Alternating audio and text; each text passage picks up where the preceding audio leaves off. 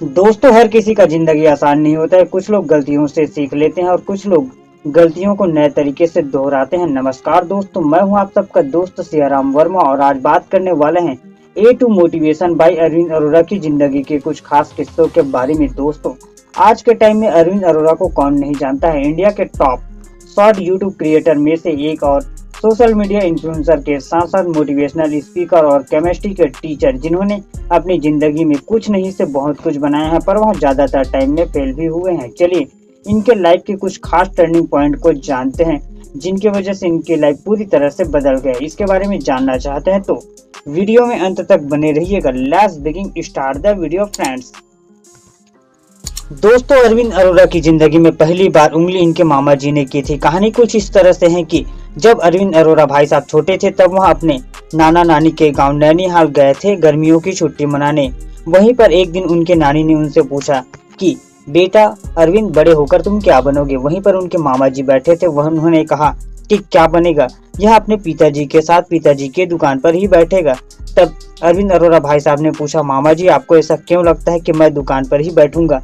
पर उनके मामा ने जो जवाब दिया वह भी बेहद ही शानदार था। मैं तुम्हें भी जानता हूँ और तुम्हारे पापा को भी जानता हूँ। तुम कल भी दुकान पर बैठते थे, आज भी बैठोगे और कल भी बैठने वाले हो। ऐसा जवाब सुनकर अरविंद अरोड़ा भाई साहब को आया गुस्सा और उन्होंने मन में ही सोच लिया कि अब तो कुछ कर दिखाना है और मैं अब दुकान पर बैठूंगा ही नहीं और पढ़ाई के दम पर कुछ करके ही दिखाऊंगा और अपने मामा को गलत साबित करके ही रहूंगा।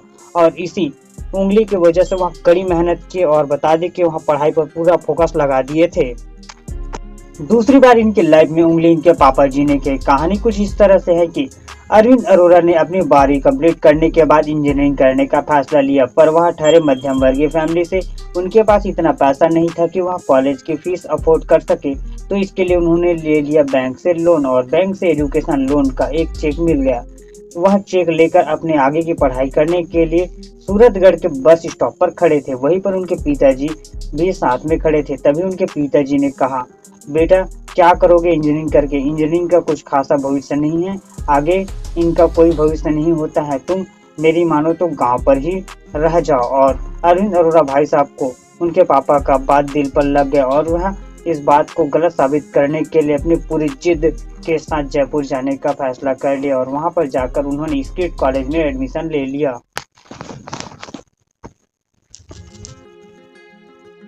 दोस्तों, तीसरी बार इनकी लाइफ में टर्निंग पॉइंट उस समय आया जब वह अपने कॉलेज के सेकंड ईयर में थे। उन्होंने फर्स्ट ईयर तो अच्छे से कंप्लीट कर लिया, पर सेकंड ईयर में आते आते उनको कॉलेज का हवा लग गया। वह कॉलेज के लफंडरों में गिना जाने लगा। एक दिन अचानक उनके साथ एक ऐसा किस्सा हुआ जिसकी वजह से उनकी जिंदगी ही बदल गई। वह अपने कॉलेज के बाहर एक होटल में खाना खाने गए थे। वहीं पर एक फैमिली भी खाना खाने गए थे। उस फैमिली में 3 लोग थे, एक बुजुर्ग महिला, उनका पति और एक 40 साल का लड़का।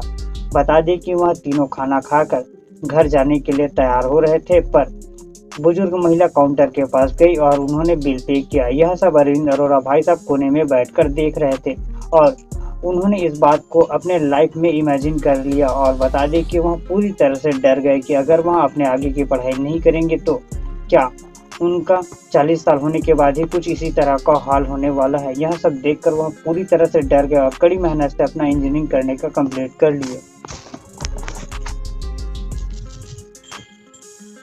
दोस्तों, अरविंद अरोड़ा की जिंदगी में एक बार फिर से टर्निंग पॉइंट उस समय आया जब वह अपने इंजीनियरिंग कंप्लीट करने के बाद कोचिंग सेंटर में जॉब किया करते थे और वह केमिस्ट्री अच्छा खासा पढ़ाया करते थे। करीब 1 साल जॉब करने के बाद कोचिंग सेंटर के मालिक ने उन्हें अचानक जॉब से निकाल दिया। अब क्यों निकाले इसके बारे में अभी तक तो कोई जानकारी नहीं है, पर यहाँ उनके जॉब निकाले जाने के बाद उनका लाइफ पूरी तरह से डाउनफॉल पर आ गया था। दोस्तों, जब अरविंद अरोड़ा को जॉब से निकाले जाने के बाद अरविंद अरोड़ा ने अपना घर वापस जाने का सोचा और वहां पर जाकर अपने दोस्तों के साथ मिलकर एक कोचिंग सेंटर खोलने का सोचा, जहां पर जाकर उन्होंने द्रोणाचार्य नामक कोचिंग सेंटर की फ्रेंचाइजी ले ली और इनका यहां आइडिया काम आया और इनके कोचिंग सेंटर बहुत जल्द ही सफलता की राह पर भी चल पड़ा, क्योंकि इस टाइम में अरविंद अरोड़ा रात को 2 बजे तक काम किया करते थे। वह अपने कोचिंग सेंटर का पोस्टर चिपकाते थे, क्लास भी देते थे और अच्छा खासा पढ़ाया भी करते थे। इनके कोचिंग सेंटर में करीब 350 बच्चों का एडमिशन हो गया। अरविंद अरोड़ा ने इसी कोचिंग सेंटर की कमाई से एक कार भी खरीदा था। तभी इनके लाइफ में एक बार फिर से डाउनफॉल आया और अचानक उनके दोस्त के साथ किसी बात पर अनबन हो गया और यह बात इतना बढ़ गया कि इन दोनों के बीच में झगड़े होने शुरू हो गए और झगड़ा होने के बाद अरविंद अरोड़ा भाई साहब को कोचिंग सेंटर छोड़ना पड़ा और इनका लाइफ पूरी तरह से एक बार फिर से डाउनफॉल पर चला गया। दोस्तों, यह कहानी उस समय का है जब अरविंद अरोड़ा भाई साहब एक ऐप बनाए थे जिनके लिए उन्हें इन्वेस्टर की जरूरत था। शायद इस कहानी से आप सब रूबरू ही होंगे। दोस्तों, बता दें कि यह कहानी यूट्यूब पर बहुत ही ज़्यादा चलता है। बता दें कि जब अरविंद अरोड़ा भाई साहब यूट्यूब से अच्छा खासा कमा रहे थे, फिर उन्होंने सोचा कि वह एक ऐप्स से भी पैसा कमाएंगे। उन्होंने कॉन्कर नाम का एक ऐप बनाया जिसके माध्यम से वह लोगों को स्किल बेचना चाहते थे, पर वह अपने इस ऐप के बारे में एक्चुअल पॉइंट ऑफ व्यू को भी नहीं जानते थे और उनका यह आइडिया पूरी तरह से फ्लॉप हो गया और उन्हें इन्वेस्टर ने मना कर दिया।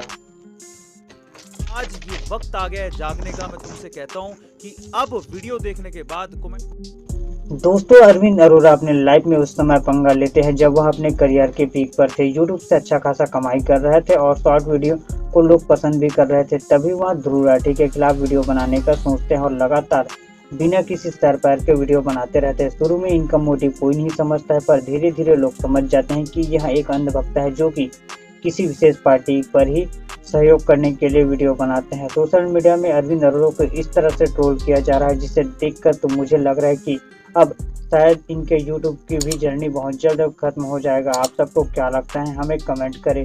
वीडियो समझ आए तो लाइक करें और अपने दोस्तों के साथ शेयर भी करें। थैंक्स फॉर वॉचिंग दोस्तों।